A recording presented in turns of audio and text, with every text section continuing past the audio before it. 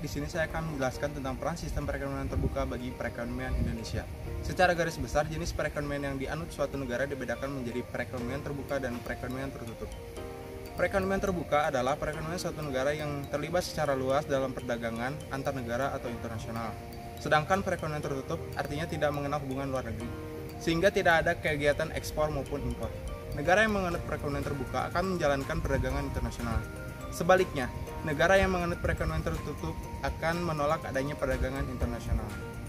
Saat ini, hampir semua negara menganut perekonomian terbuka.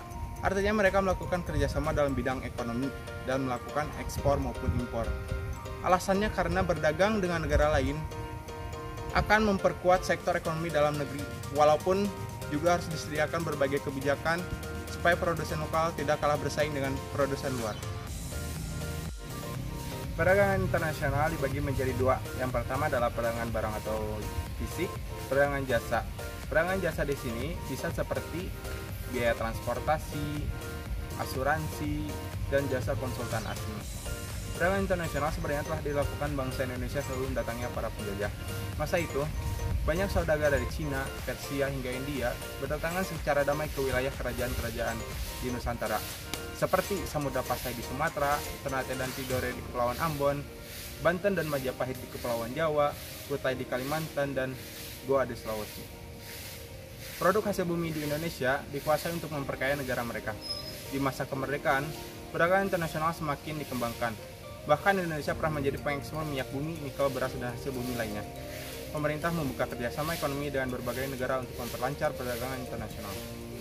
Faktor-faktor yang mempengaruhi terjadinya perdagangan internasional yang pertama adalah perbedaan sumber daya alam, perbedaan biaya produksi, tujuan mendapatkan devisa, motivasi mendapatkan kesejahteraan, dan yang terakhir adalah perbedaan selera atau kebutuhan. Halo, di sini saya akan menjelaskan manfaat perdagangan internasional. Pada dasarnya, perdagangan internasional itu bisa terjadi apabila kedua belah pihak dapat memperoleh manfaat dalam perdagangan tersebut. Yang paling penting dalam perdagangan internasional adalah kedua belah pihak negara dapat melakukan transaksi perdagangan yang saling menguntungkan. Nah, manfaatnya ini yang pertama, dengan mengekspor barang ke luar negeri akan mendatangkan devisa bagi negaranya. Yang kedua, mempermudah dan memperlancar pembayaran.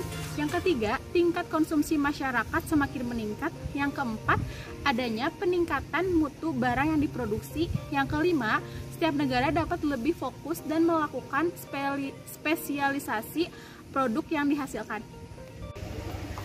Selanjutnya, dari manfaat perdagangan internasional, yang keenam, menyerap banyak tenaga kerja. Yang ketujuh, setiap negara akan berusaha untuk memperoleh atau meningkatkan teknologi.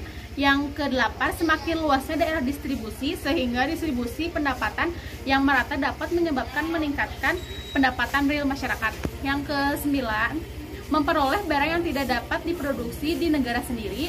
Yang ke-10, memperoleh keuntungan dari spesialisasi. Yang ke-11, memperluas pasar dan menambah keuntungan. Yang ke-12, transfer teknologi modern dan meningkatkan produktivitas.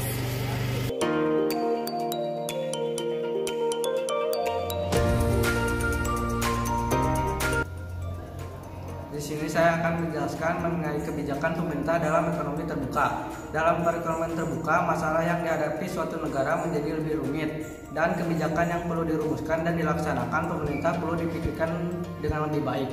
Dalam perekonomian tertutup, hanya ada dua masalah yang dipikirkan pemerintah dalam merumuskan kebijakan ekonomi, masalah pengangguran dan masalah inflasi. Dalam perekonomian terbuka, di samping memperhatikan masalah tersebut, harus pula memperhatikan efek dari kebijakan pemerintah yang dirumuskan terhadap neraca pembayaran dan kestabilan kurs pertukaran. Defisit dalam neraca pembayaran akan menimbulkan efek buruk terhadap kestabilan kurs pertukaran. Pada akhirnya, kedua masalah itu akan menimbulkan efek buruk kepada masalah pengangguran dan kestabilan harga. Pada dasarnya, masalah yang dihadapi oleh suatu perekonomian terbuka akan terbentuk salah satu dari 4 masalah berikut. Yang pertama, perekonomian menghadapi masalah pengangguran, tetapi terdapat surplus dalam neraca pembayaran. Yang kedua, perekonomian menghadapi masalah inflasi tetapi terhadap surplus dalam neraca pembayaran. Yang ketiga, perekonomian menghadapi masalah pengangguran dan di samping itu menghadapi masalah defisit dalam neraca pembayaran. Yang keempat, perekonomian menghadapi masalah inflasi dan di samping itu menghadapi masalah defisit dalam neraca pembayaran.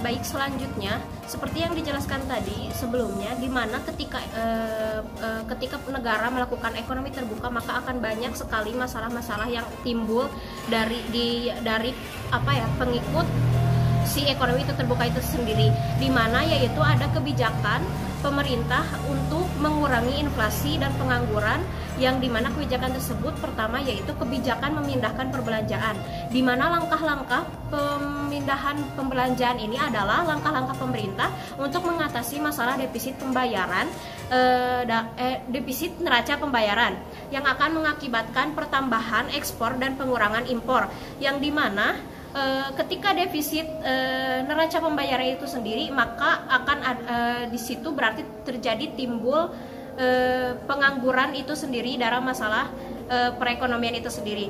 Yang kemudian adapun langkah-langkah untuk mengurangi impor dan mendorong konsumsi dalam negeri, yang itu pertama melakukan pembatasan impor itu sendiri, yang kedua menaikkan pajak impor itu sendiri, yang ketiga yaitu menahan atau mengurangi penggunaan valuta asing, di mana pemerintah melalui bank sentral mereka akan mengurangi pembatasan dalam valuta asing itu sendiri. Yang ketiga yaitu menurunkan nilai mata uang atau devaluasi. Yang selanjutnya yaitu langkah-langkah yang akan menambah ekspor sehingga menambah penerimaan valuta asing adalah yaitu satu, memberikan intensi fiskal dan moneter untuk menambah kegiatan dalam produksi barang ekspor. Yang kedua itu mewujudkan stabilitas upah dan harga. Lalu yang ketiga menurunkan nilai valuta asing, yang dimana ini adalah kebalikan dari tadi yang itu sebelumnya, yaitu jika ingin mengurangi impor maka si valuta asing ini harus dicegah, namun jika untuk menambah ekspor maka harus ditambah, sehingga jika menurunkan nilai valuta asing maka ekspor akan bertambah.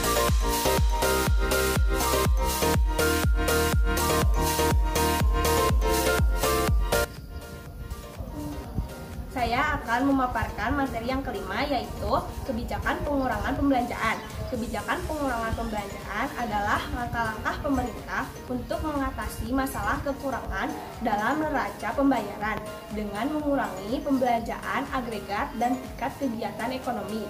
Cara mengurangi pembelanjaan ini dilakukan apabila perekonomian telah mencapai kesepakatan kerja penuh dan inflasi telah terwujud.